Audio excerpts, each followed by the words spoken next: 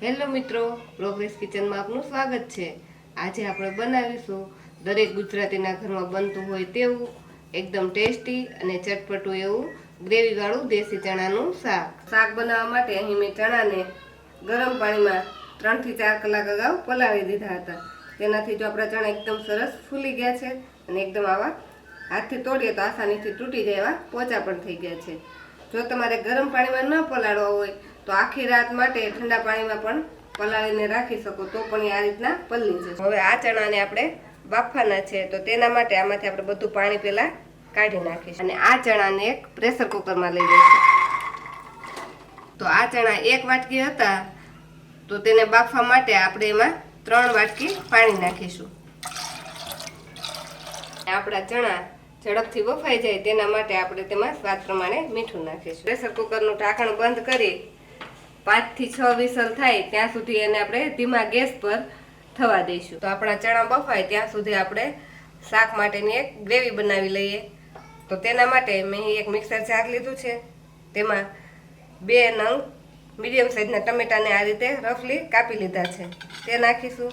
2 medium સાઈઝની ડુંગળીને પણ મેં આ રીતે રફલી કાપી લીધી છે, તેને પણ આપણે મિક્સર જારમાં નાખીશું અને તેની સાથે 7 થી 8 નંગ લસણની કળી નાખીશું। અડધા ઇંચ જેટલા આદુનો ટુકડો નાખીશું।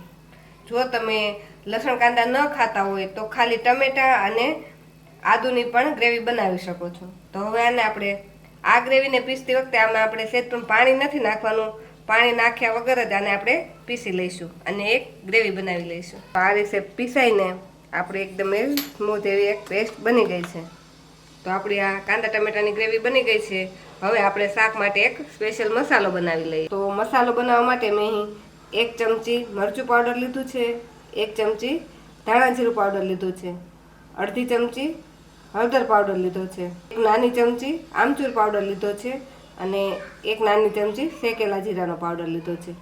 આ બધા જ મસાલાને આપણે એક વાટકીમાં લઈ લઈશું અને તેમાં થોડું પાણી નાખી આપણે એક પેસ્ટ બનાવી લઈશું।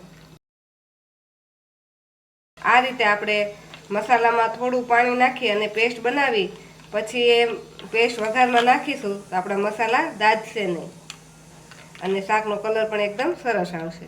તો મસાલાની આપણી આ પેસ્ટ બનીને રેડી થઈ ગઈ છે। આને પણ આપણે થોડીક વાર માટે સાઈડમાં રાખી દઈશું। આપણા કુકરમાંથી જાતે જ હવા બધી નીકળી ગઈ છે અને હવે કુકરને આપણે ખોલીને ચેક કરીએ તો એકદમ સરસ એવા આપણા ચણા બફાઈ ગયા છે। જો આ રીતે હાથેથી દબાવીએ તો એ તરત જ તૂટી જાય। ચણા છે તેને આપણે પાણી સાથે જ રહેવા દેવાના છે, આ પાણી આપણે ફેંકવાનું નથી, આ પાણીને જ આપણે શાકમાં વાપરી લઈશું। શાકને વઘારવા માટે આપણે એક કડાઈમાં તેલ લઈ લઈશું। તો શાકને વઘારવા માટે મેં અહીં 2 નંગ લવિંગ લીધા છે અને 1 નાનો તજનો ટુકડો લીધો છે, 1 ચમચી આખું જીરું નાખીશું, તેની સાથે 1 તમાલપત્ર અને 1 સૂકું લાલ મરચું નાખીશું, લીમડાના પાન નાખીશું।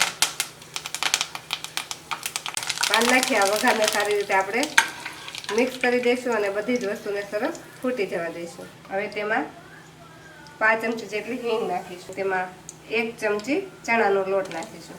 આ ચણાના લોટને આપણે તેલમાં સારી રીતે શેકી લઈશું।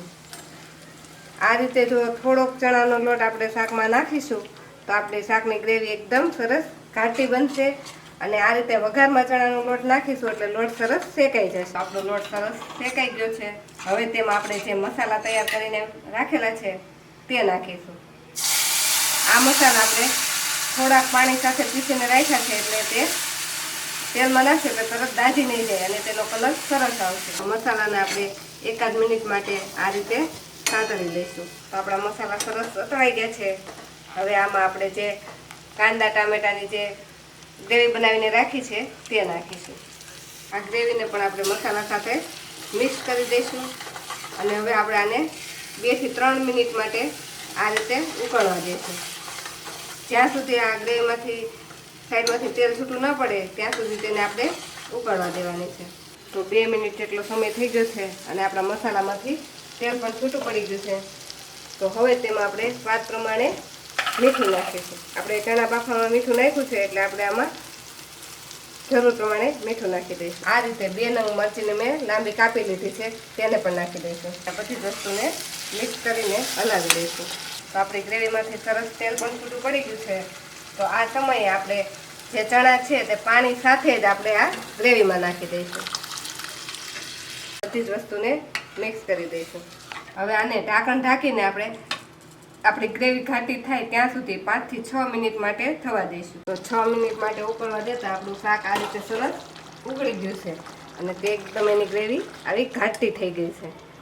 હવે આપણે શાકમાં અડધા લીંબુનો રસ નાખી દઈશું અને શાકને ખાટું મીઠું અને એકદમ ટેસ્ટી બનાવવા માટે તેમાં 1 ચમચી જેટલો ગોળ નાખી દઈશું. હવે મિક્સ કરી અને આપણે થોડીક વાર માટે આપણો ગોળ ઓગળે ત્યાં સુધી રહેવા દઈશું. બધી જ વસ્તુ મિક્સ કરી અને આપણે ગેસને બંધ કરી દઈશું. હવે શાકનો આપણે એક ઉપરથી વઘાર કરી લઈશું. તો તેના માટે એક વઘારિયામાં આપણે 2 ચમચી જેટલું ઘી લઈ લઈશું. ઉપરથી તમે આ રીતે આ શાકમાં વઘાર કરશો તો એનો ટેસ્ટ એકદમ વધી જશે. આપણું ઘી ગરમ થાય એટલે તેમાં આપણે 1 ચમચી કાશ્મીરી લાલ મરચું નાખીશું અને આને મિક્સ કરી અને આપણે આ વઘારને શાકમાં નાખી દઈશું. વઘારને આપણે શાકમાં મિક્સ કરી દઈશું. તો એકદમ ટેસ્ટી અને એકદમ ગ્રેવીવાળું એવું આપણું દેશી ચણાનું શાક બનીને રેડી છે. તો આ શાક ઉપર થોડાક આપણે લીલા ધાણા નાખી દઈશું. હવે આ ગરમા ગરમ શાકને આપણે રોટલી કે પરોઠા સાથે સર્વ કરીશું.